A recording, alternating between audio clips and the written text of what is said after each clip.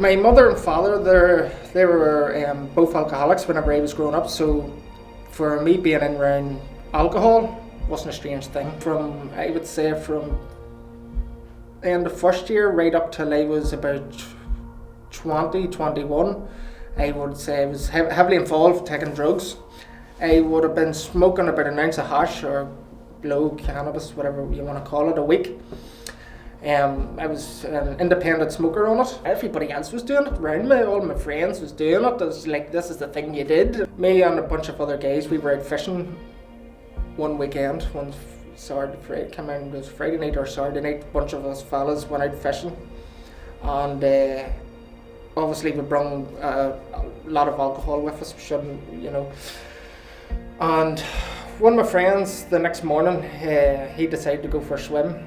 And he ended up drowning.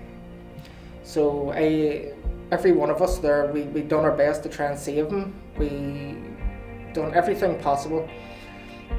And it was 3 hours later they finally received the body and took the body out of the water, sitting in front of us in the field. And I remember sitting in the field saying to myself, you know, God, there has to be more to life than just running about drinking, taking drugs. There has to be more than just this. But obviously back then I didn't know what it was. After that happened, my friend started drinking more. One line turned into 2 lines, 2 lines turned into 4, it turned into a bag, and next minute this went on all night.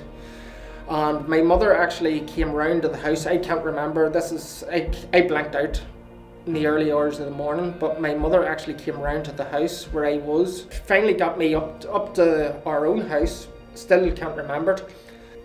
She was going to church that morning, and I remember waking up in my bed, in my room that morning, and she put 2 posters in my bedroom, and on the 2 posters there was this bus, and it was, you know, it was very bright, it was beautiful, there was rainbows, there was the grass green, there was butterflies on it, and there was just this bus was going this way, and there was this bus of a picture that the Sunday school drew it and coloured it in, and they put another bus of this poster on facing the other direction. And I remember waking up and saying, what is this doing in my bedroom? And I actually lost my mind that morning. Actually became extremely suicidal. I was going to take my life. And my mum came back from church, and my mum knew that was going to be my morning, because there was voices in my head, and it was telling me that, you know, you shouldn't look at your life, you're worthless, you have nothing going for you, look at the pain you put your family through every weekend. I had nothing going for me, I had no job, but I was basically a waster. And my mum knew that I wasn't in the right mind frame. Now, I ended up going down the stairs that morning where she was with her friend, and I lay on the 3-seater sofa, and I'm sorry again. My mum came in, and she says, or my mum and her friend came in and says, Killian, I think it's your time. It goes, do you believe in Jesus Christ? And I goes, do you know what? I goes, if this can get this out of my mind, and the way I'm feeling, the suicidal thought, I goes, I believe in Jesus.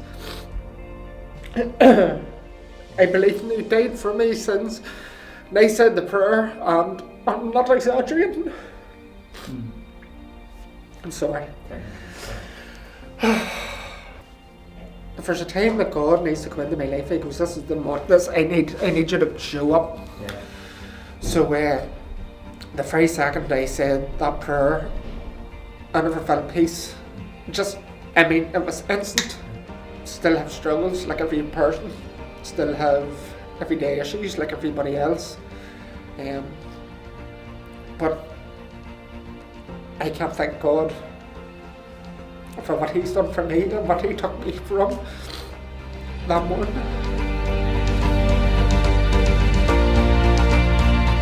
Talk to people. Come to church, because it'll change your life. change your life dramatically.